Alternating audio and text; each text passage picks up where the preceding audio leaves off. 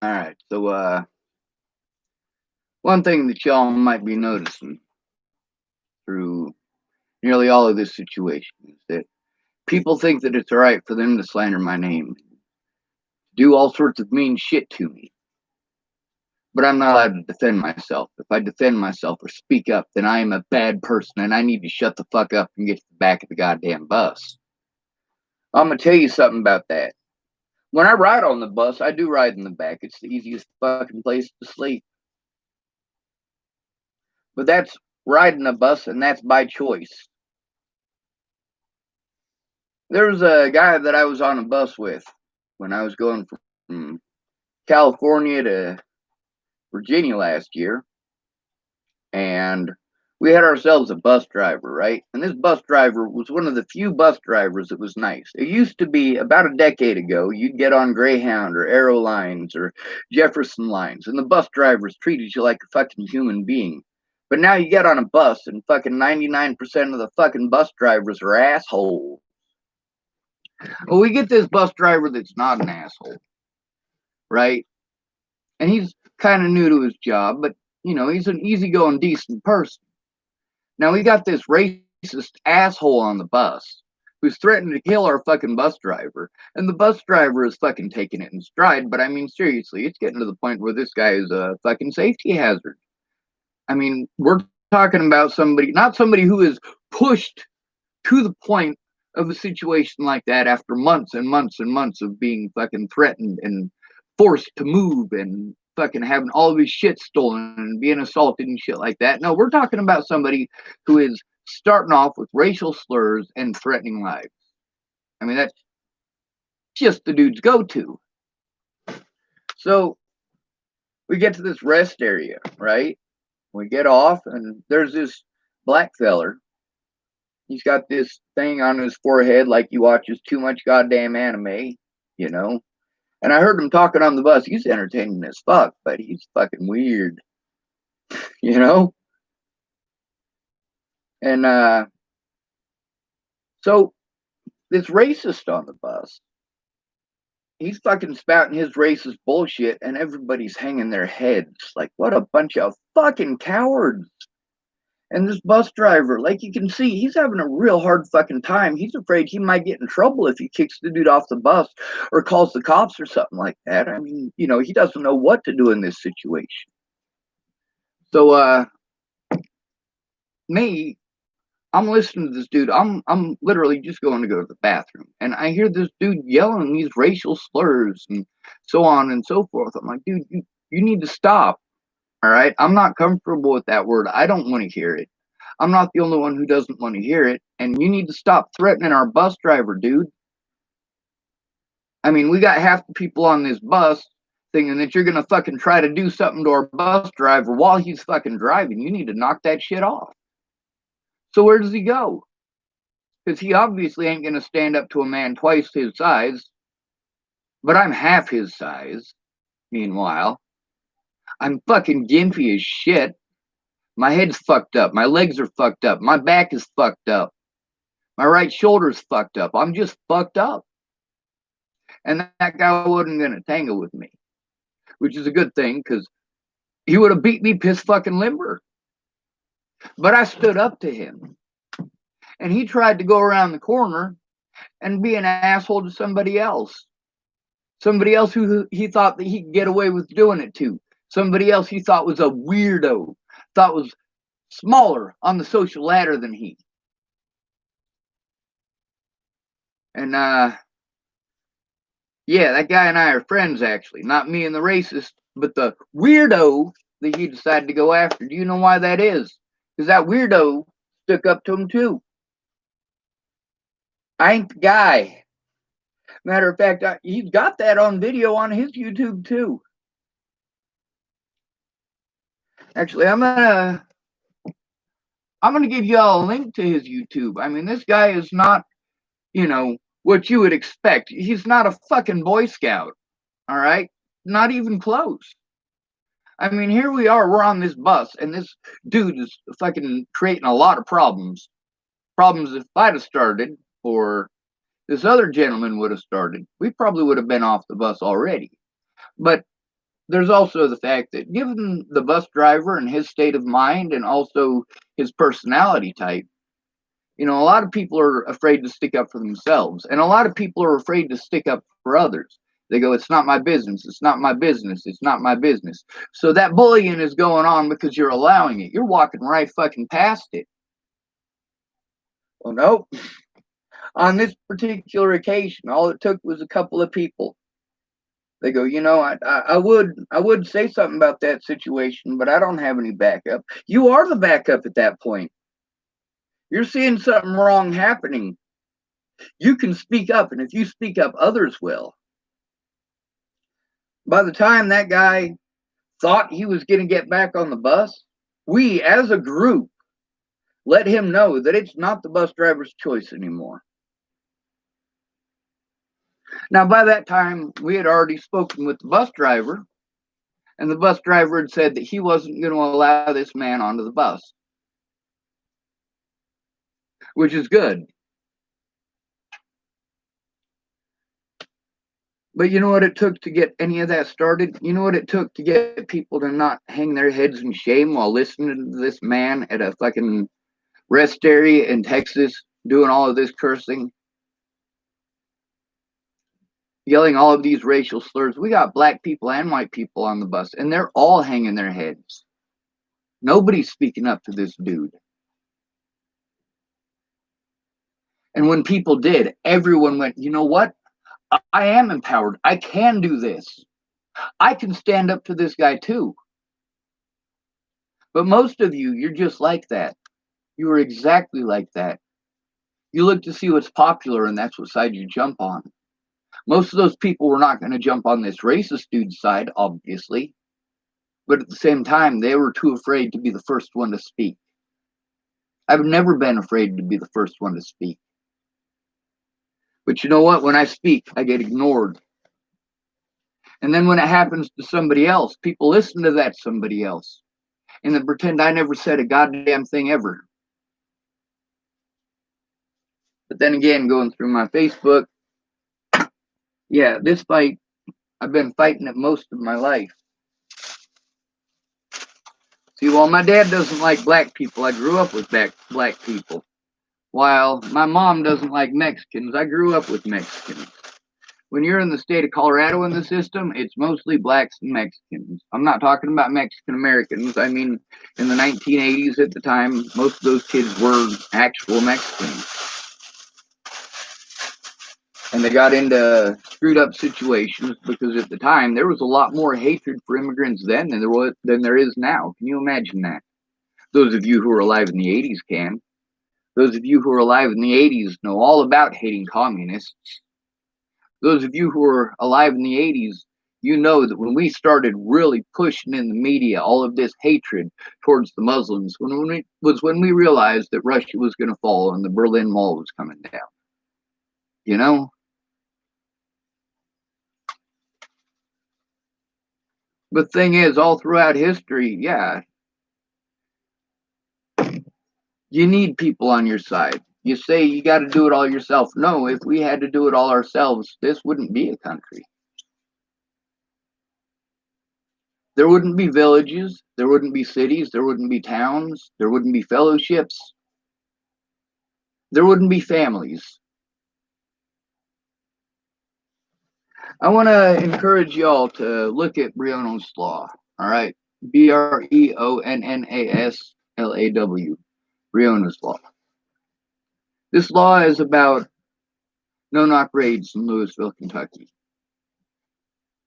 But it's not just about no-knock raids. It's about forcing police officers to do their jobs.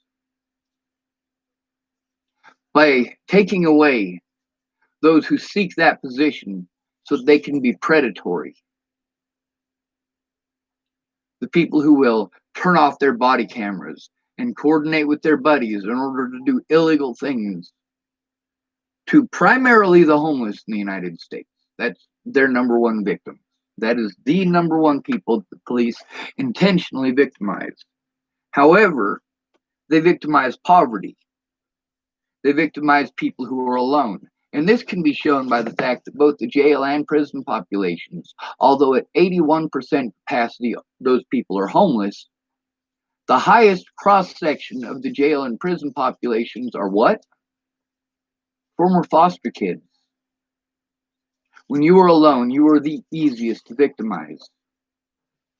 All right. Hey, man, glad you are still kicking. Much love, man. That's from Brad Roberts. Due to the title being Weirdos, LOL, I wear that title proudly. Yep. A lot of people, though, they use that term just to be mean. They don't change from elementary school. Most people will never advance mentally from elementary school. They may get better at spelling. They may get better at math. But they never advance mentally past that because their parents never mentally moved past that. When we've got positions of power where we have the most at-risk people in America being watched by people who have the ability to not only do that harm to these people, such as children, the homeless, those in foster care, there are a lot of people who will seek out that position because, number one, it gives them access to many, many, many victims. And number two, it gives them a position that they can abuse to hide the things that they're doing. If you're a doctor, right, and you work in children's mental health, you now have access to rape as many children as you want and diagnose them with things that will make them, well, never heard again. Not never heard from again. They're still alive. They still exist. But now they have this tag over their head. This tag that means they obviously must be wrong no matter what, and nobody is going to listen to them. A lot of people go through this, especially in the state of Colorado. Of everywhere that I have ever been, the system is worse in Colorado. And a lot of people say, oh, dude, you should go to Cali. I've been to Cali. Oh, dude, you should go to Washington State. I've been to Washington State. Oh, dude, you should go to the East Coast. I've been to the East Coast. The shit that happened in Virginia in 2016, if that had happened in Boulder, I'd have gotten beaten up. They'd tried to break my arm, and I'd be sitting in fucking jail for fucking a year and a half for shit I didn't do, followed by 2 to 3 years of probation. And then at the very last 2 months of my probation, they violate me and roll it over. You know what rolling it over is, right? It means you start all the way over from the beginning. Most of the homeless people that are in Boulder, they're able to keep them there by keeping them on probation. See, if you skip out on your probation and all of that other stuff and you go elsewhere, it fucks you out of a lot of the resources that you need. A lot of things that most people take for granted. But because you were charged with a crime that you didn't commit, and then tortured into submission, and then you jump through all of these. Now, mind you, it costs you $25 for every whiz quiz that you have to take in Boulder. Okay? That's not counting the traveling to go there and traveling back and the hours that it takes and so on and so forth. That's just the cost of the whiz quiz. And you have to have a telephone, so you have to expend that money every month. And oftentimes, if they really want to fuck you, they will put you on dailies. A lot of these people who are on these have never done drugs in their life.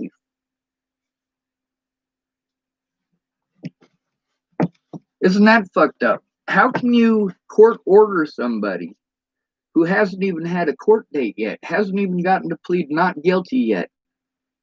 How can you force them to spend $25 every single day and they don't even know what time they have to go in and pee? You call in the morning and they give you a number. And then you say, you need to go get a job. And you're like, I literally have to go pee in a cup every single day. I have to have money to do that. And then I have to get a job on top of that that will work around that. That'll work around those hours that could change at any point in time. And it's going to take about 3 hours to get it all said and done. If I have to go in at noon to take a whiz quiz, You might be sitting there in their office, by the way, for 2 hours after they've made the appointment, too. Now, they say that they try to set it up with the appointment at a specific time so that you don't get a bunch of people in there sitting and waiting around. But that's just not the way that it ends up.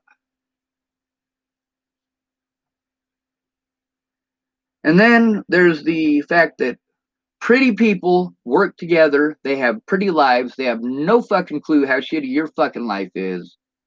And the more prettier they are, the more shittier they are. And we have to take that.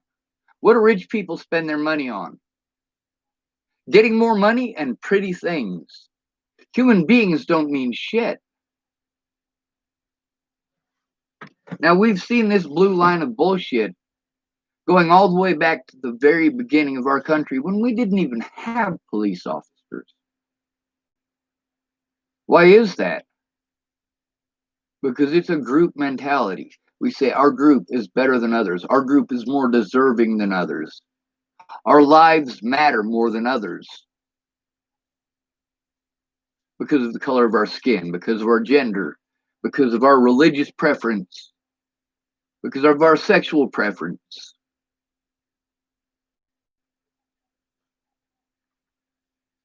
No. So a lot of these people, they like to use the term weirdo to try to denote that you're a child molester. It's a very specific type of thing that they're saying to you. Dude, you look like a fucking weirdo. That right there. That's a derogatory context. I'm sorry, but I pride myself on being a weirdo.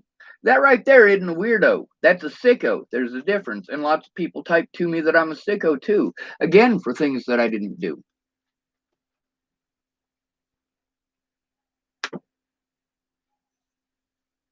Now, through all this, it was either hear me or fucking kill me. And I proved that on many occasions between saving the evidence and saving the gear that would keep me from fucking freezing to death in the winter. I chose to save that evidence for salvation.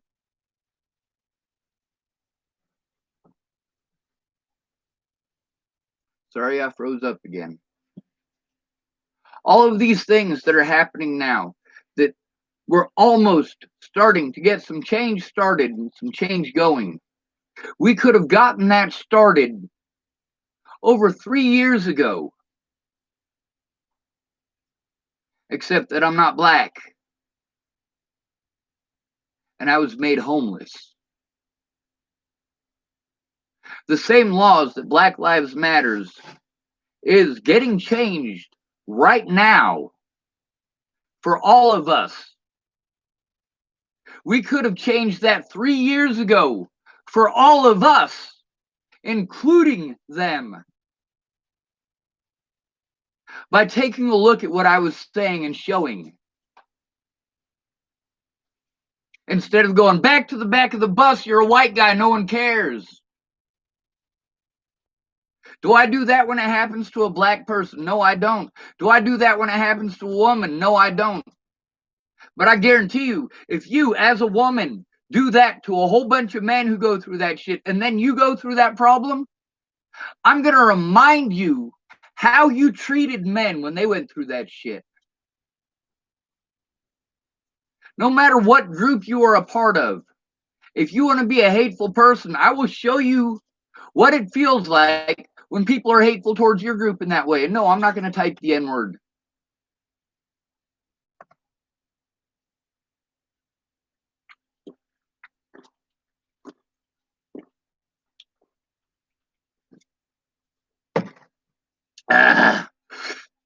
Holy shit.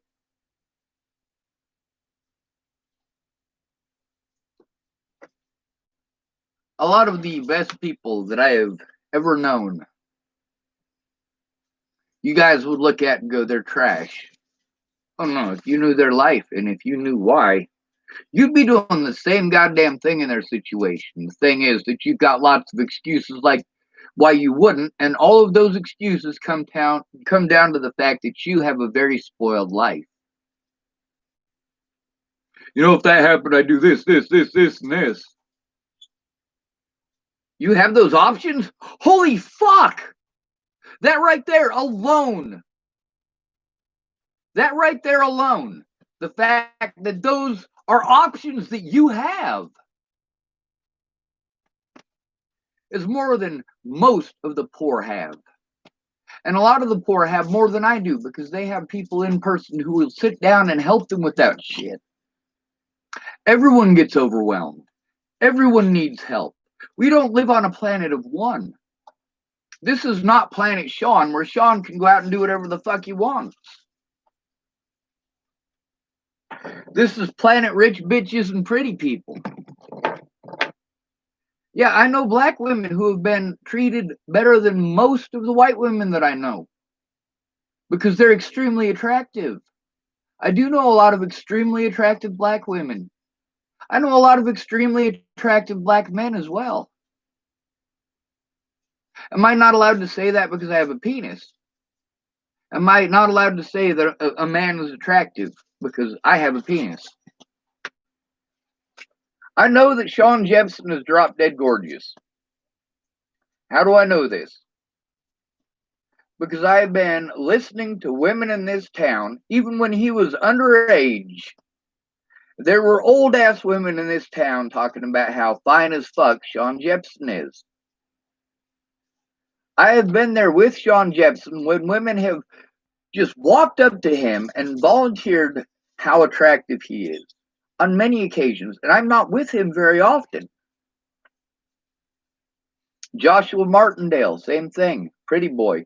He actually had himself on a billboard in Denver, Colorado, or Westminster outside the mall.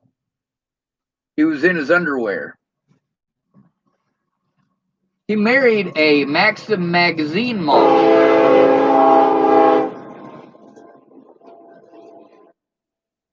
Pretty people get with pretty people. They work together with pretty people. Rich people get together with rich people, and they work together with rich people. Each one of these groups, other than the rich, that's trying to focus on their group, you need to understand that the rich are focused on all of our groups. That's what their group does. How do we keep the little man down? Because the little man runs everything. What are you going to do without your plumber? What are you going to do without the people who do the actual work? And you say, oh, well, you know, these fast food workers don't deserve $15 an hour. But their CEOs definitely deserve hundreds of millions, if not billions of dollars, for them just to fuck around with every year. Who earned that money?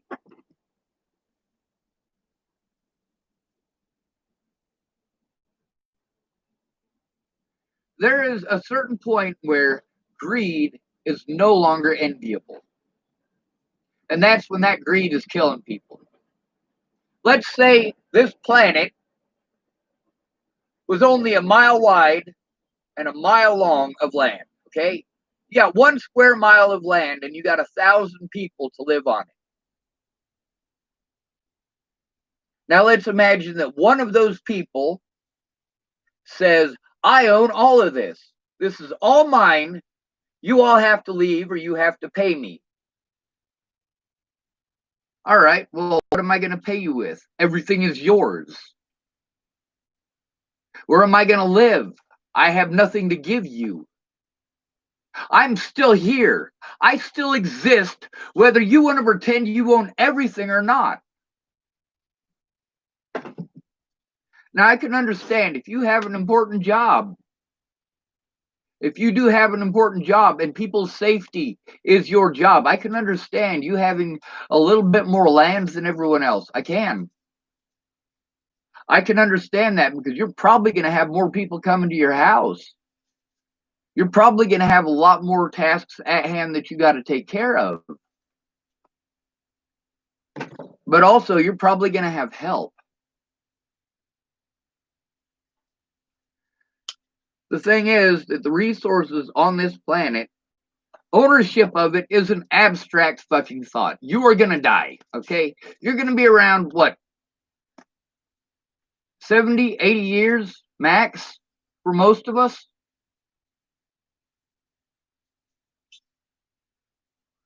Meanwhile, we have inherited wealth.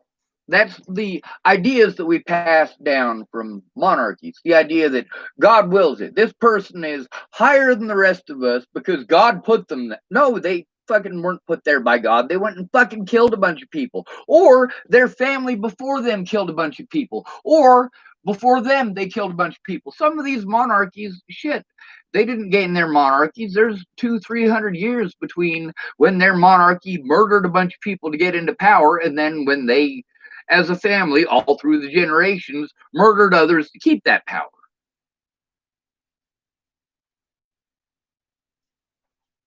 Black Lives Matters, I don't agree with the name, not even close.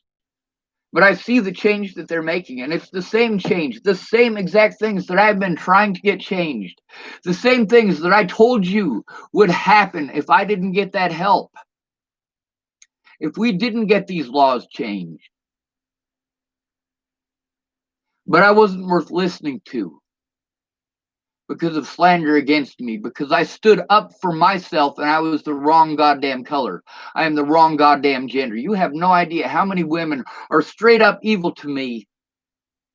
It's, first of all, none of their goddamn business. Second of all, they weren't fucking there. But they want to tell me how it is and how it was. And do you know why that is? Because through most of this, the people who were pretending that they were going to help me were not. They were manipulating me, and then they were slandering me in supposedly Natalie Bollinger justice groups. Her predators are in charge of these Natalie Bollinger justice groups. Her family, and some of them are pretending like they're going to be friends with me, like they're going to help me. Instead, they're going out of their way in these Natalie Bollinger groups to try to paint me as the worst fucking person on the planet because I don't just shut my goddamn mouth and go to the back of the bus.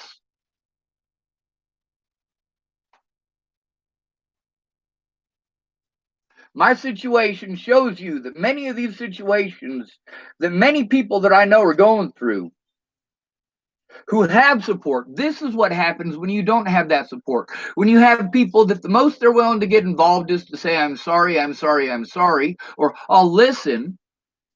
Are you going to listen with the intent of understanding and then doing something? Or do you think I just need somebody to fucking vent to? I don't need someone to fucking vent to. I am trying to affect change. So the things that happen to me, the things that happen to Natalie, the things that happen to Alicia and to Shelly and to Danica and to fucking Candace, these things don't continue to happen. You don't have to be black for these things to happen. You don't. You don't have to be white to be a racist. You don't. You don't have to be a man to be sexist.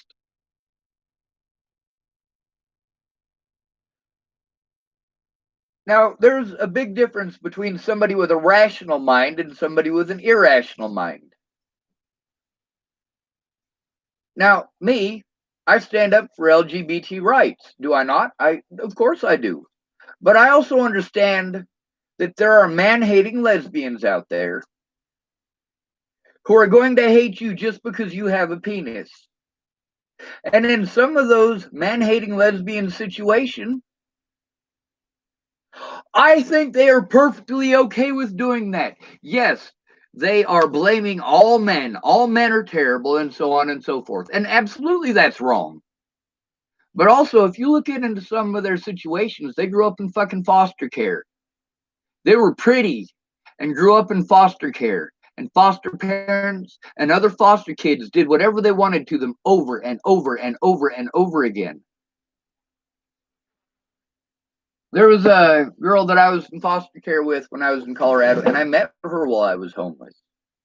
When we were in foster care, I remember I had a crush on her. She was really nice, and she was really sweet, and she was really pretty. When I met her when she was homeless, shit, dude, she had her fucking head shaved, and she had piercings all over the place, and tattoos, and I didn't even recognize her. She heard my name and she asked me if I'd have been in a particular place back in the 1980s. I was like, well, yeah, I was. And yeah, this is in, after 2000. And she recognized my name after that many years. It's kind of like if I was to run into Ananda Markle. I remember that name. I haven't been in Fairfax Mental Hospital since 1993. By the way, if you've seen the movie Patch Adams, at the very beginning of that movie, he's on a bus to Fairfax Mental Hospital in Kent, Washington. I've been there. But also, you got to understand that when you're a kid, those are the options you get. You try to turn in your predator, they tell you, all right, we can either take you to juvie or you can stay here with your predator. When they call you mentally ill, you don't always get that choice. And juvie usually goes right out the window. They send you to a nuthatch, you don't ever get a day in court again. An honest one, anyway. Because you're a weirdo. People don't like weirdos. People don't like people who are different. They don't want to understand those differences or why. A lot of people hate me because they're too dumb to understand that I'm just simply more intelligent than most of you. That doesn't mean that you're bad people. That doesn't mean that you're stupid. But if there's something that I have firsthand knowledge of, and you want to argue with me and tell me how wrong I am, yes, at that point you are stupid.